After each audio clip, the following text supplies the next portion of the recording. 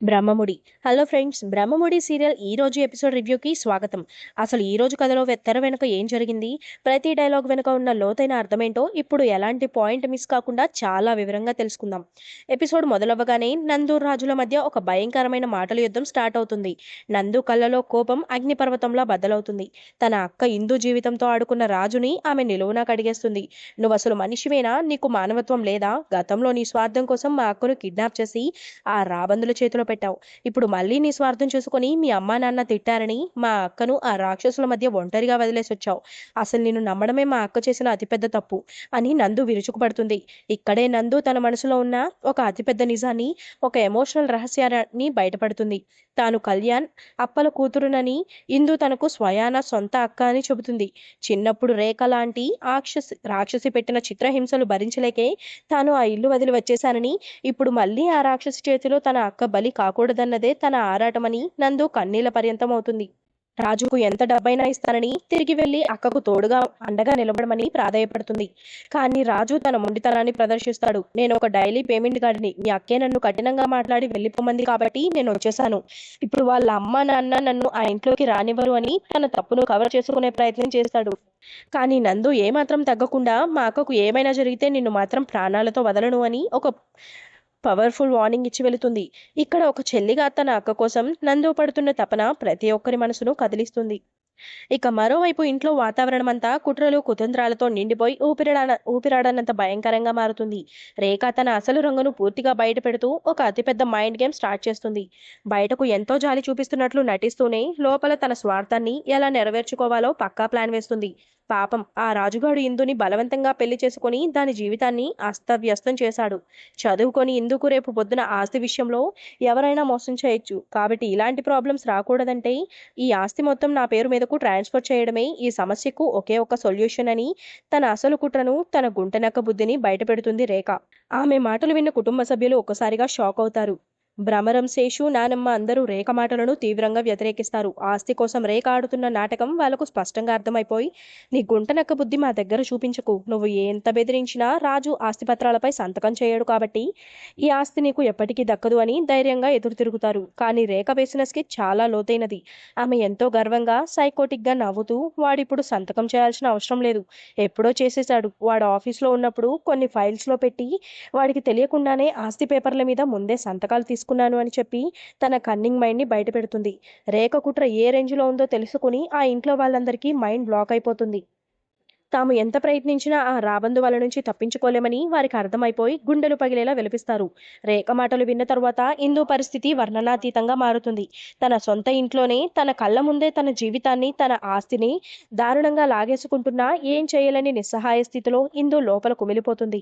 రేఖ గతంలో చేసిన దారుణాలు, వాళ్ళు పెట్టిన హింసలు ఇందుకు ఇంకా కళ్ళ ముందే మెదులుతున్నాయి.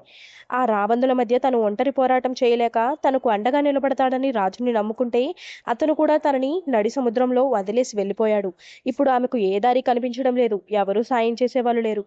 కుటుంబ సభ్యులు కన్నీళ్లతో, ఇందు వాళ్ళు మా ప్రాణాలు తీసినా సరే నువ్వు మాత్రం ఆస్తి పేపర్లపై సంతకం చేయొద్దు, భయపడుకు అని ఎంత ధైర్యం చెప్పినా రేఖ తన పంతం నెగ్గించుకోవడానికి ఏమైనా చేస్తుందని ఇందుకు తెలుసు. తన వల్ల తన కుటుంబ సభ్యుల ప్రాణాలకు ఎక్కడ ముప్పు వస్తుందో అని ఇందు లోపల భయంతో వణికిపోతుంది. ఆ భయమే రేఖకు అతిపెద్ద ఆయుధంగా మారుతుంది. నేను ఎలాంటి దాన్నో మీకు తెలుసు కదా, చచ్చిపోతాం లాంటి మాటలు మర్చిపోకండి అని రేఖ పరోక్షంగా వాళ్ళ ప్రాణాలతో చెలగాటమాడుతానని బెదిరిస్తుంది. ఆ బెదిరింపులకు పూర్తిగా భయపడిన ఇందు తన వాళ్ళ ప్రాణాలను కాపాడుకోవాలన్న ఒకే ఒక్క ఉద్దేశంతో తన ఆత్మగౌరవాన్ని చంపుకొని, మీరు ఎక్కడ సంతకం పెట్టమంటే అక్కడ పెడతాను, రేపు రిజిస్టర్ ఆఫీసర్లను పిలిపించండి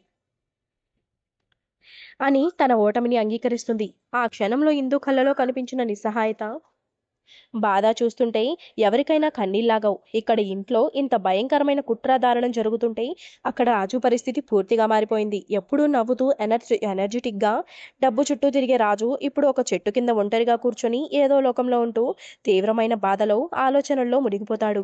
రాజులో వచ్చిన ఈ అనూహ్యమైన మార్పును గమనించిన అతని అంకుల్ తీవ్రమైన ఆవేదనకు గురవుతాడు. ఒక తండ్రిలా ఆయన పడుతున్న తపన ఇక్కడ అద్భుతంగా పండింది. వాడిని ఇన్ని సంవత్సరాలుగా నేను ఎన్నోసార్లు తిట్టాను, కానీ వాడు ఏ రోజు ఫీల్ కాలేదు. కానీ ఇప్పుడు ఆ ఇంటిని, ఆ అమ్మాయిని వదిలేసి వచ్చినప్పటి నుంచి వాడు పూర్తిగా మారిపోయాడు. వాడిని అలా బాధలో చూడలేకపోతున్నాను. నా మనసుకు చాలా ఆందోళనగా ఉంది. వాడు మామూలు మనిషి అయితేనే నేను బ్రతకగలను అని అంకుల్ రాజు ఫ్రెండ్ లక్కీ దగ్గర తన ఆవేదనను పంచుకుంటాడు. రాజు మళ్ళీ పాత రాజులా మారాలని, ఆ అమ్మాయిని మర్చిపోయి సంతోషంగా ఉండాలని కోరుకుంటూ లక్కీకి కొంత డబ్బు ఇచ్చి వాడిని బయటకు తీసుకువెళ్ళి ఓదార్చమని చెబుతాడు. అంకుల్ డబ్బులివ్వడం అంటే కేవలం వాడిని తాగించమని కాదు. వాడి మనసులో ఉన్న భారాన్ని దించేసి, వాడికి ఊరట కలిగించి, మళ్ళీ పాత రాజుని తీసుకురావాలన్న ఒక పెద్దాయన ఎమోషనల్ అది. లక్కీ రాజుని ఒక బార్‌కు తీసుకువెళ్ళి, మందు తాగిస్తూ వాడి మూడ్ మార్చాలని ఎంతో ప్రయత్నిస్తాడు. కానీ రాజు మనసు మాత్రం ఏమాత్రం కుదురుగా లేదు. డబ్బు కోసమే కదా ఇదంతా చేశావు. తాళి కట్టని పెళ్ళాం, సంబంధం లేని సంసారం. దానికి నువ్వెందుకింతలా ఫీలవుతున్నావు? డబ్బు కోసం ఏమైనా చేస్తావు కదా అని లక్కీ అడిగిన ప్రశ్నకు రాజు ఇచ్చే సమాధానం అతనిలో వచ్చిన నిజమైన మానసిక పరివర్తనను చూపిస్తుంది. డబ్బు కోసమే అదంతా చేశాను. కానీ ఆ ఇంటి నుంచి వచ్చేశాక, ముఖ్యంగా ఇందుని వదిలేసి వచ్చేశాక నా మనసు ఎందుకో అస్సలు ఒప్పుకోవట్లేదురా. ఎలా ఉందంటే తిరుపతి ఏడుకొండలెక్కి దేవుడిని చూడకుండా వెనక్కి వచ్చేసినట్లుంది. మనసంతా విపరీతమైన భారంగా ఉంది. నా శరీరం ఇక్కడున్నా నా మనసు మాత్రం అక్కడే ఇందుకు తోడుగా ఉండిపోయింది అని రాజు ఎంతో ఉద్వేగంగా, బాధగా చెబుతాడు. ఇన్నాళ్ళు తాను ఒక కమర్షియల్ పర్సన్ అనుకున్న రాజుకు తనలో ఉన్న ఎమోషనల్ యాంగిల్ అర్థమవుతుంది.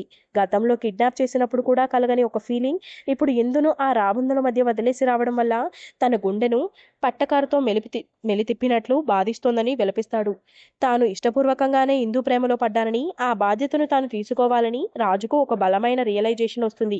తన వల్ల ఇందుకి ఏ ఆపద రాకూడదని, తన నాన్నను ఒప్పించి ఇందుకు అండగా ఆ రాక్షసులతో పోరాడాలని రాజు మనసులో బలంగా నిర్ణయించుకుంటాడు. రాజు తన మనసులోని ప్రేమను గుర్తించి ఇందుకు ఎలా సాయం చేయాలా అని ఆలోచిస్తుండగానే అతనికి ఒక ఊహించని ఫోన్ కాల్ వస్తుంది. ఇందు కుటుంబం నుంచి ఎవరో ఒకరు తీవ్రమైన భయంతో వణుకుతున్న గొంతుతో రాజుకు ఫోన్ చేసి అక్కడ జరుగుతున్న దారుణాన్ని వివరిస్తారు. రాజు ఇక్కడ కొంపలు అంటుకుపోతున్నాయి. ఆ రేఖ ఆస్తి మొత్తం తన పేరు మీదకు రాయించుకోవాలని చూస్తోంది. నువ్వు ఆఫీసులో ఉన్నప్పుడే నీకు తెలియకుండా ఫైల్స్లో పెట్టి ఆ ఆస్తి పేపర్ల మీద నీ సంతకం దొంగతనంగా తీసేసుకుంది అని చెప్పగానే రాజుకు మైండ్ బ్లాక్ అవుతుంది.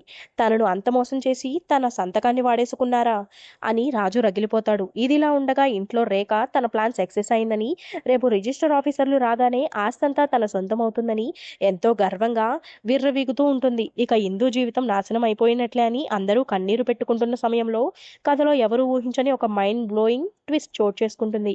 ఎవరో వస్తే ఆస్తి ఎలా ట్రాన్స్ఫర్ చేస్తారు అని రేఖ అహంకారంతో మాట్లాడుతుండగా కరెక్ట్ టైంకి ఒక పవర్ఫుల్ ఎంట్రీ జరుగుతుంది. చిన్నప్పుడు ఈ ఇంట్లో నుంచి వెళ్ళిపోయిన నందుని, ఆ నందుని నేనే.